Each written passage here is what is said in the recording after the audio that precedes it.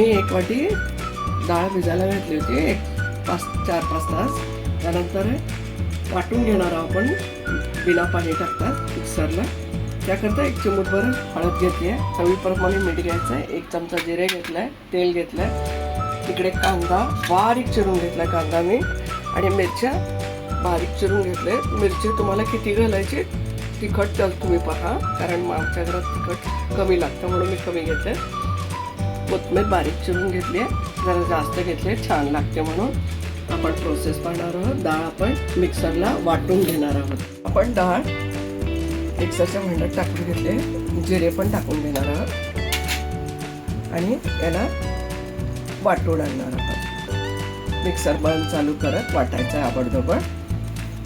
आपण थोडीशी चिमटभर हळद होती, हे डाळ वाटलेली ती काढून घेतली आहे मिक्सरच्या भांड्यातून. हळद टाकली आहे, थोड्या मिरच्या होत्या बारीक कापलेल्या त्याही टाकल्या, कांदा टाकला,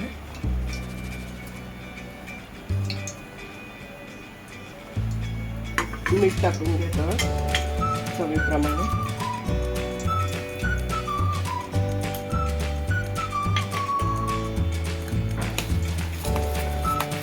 व्यवस्थित हलवायचं. त्यानंतर आपण कोथिंबीर टाकून घ्यायची आहे.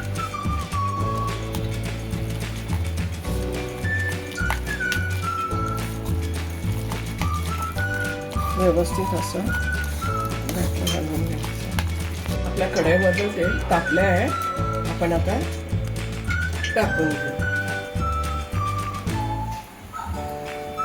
हाताने पण टाकू शकता.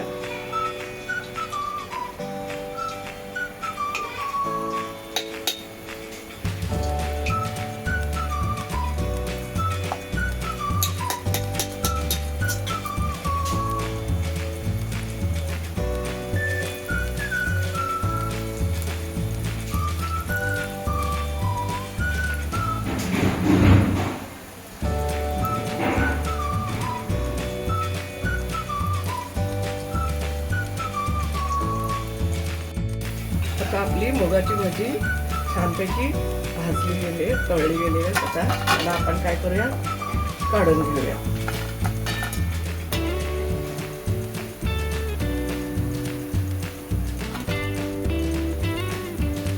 आपण मुगाची भाजी सर्व करून घेतली आहे. मस्त खा, स्वस्त राहा, आनंदित राहा. लाईक करा, शेअर करा, सबस्क्राईब करा आणि धन्यवाद.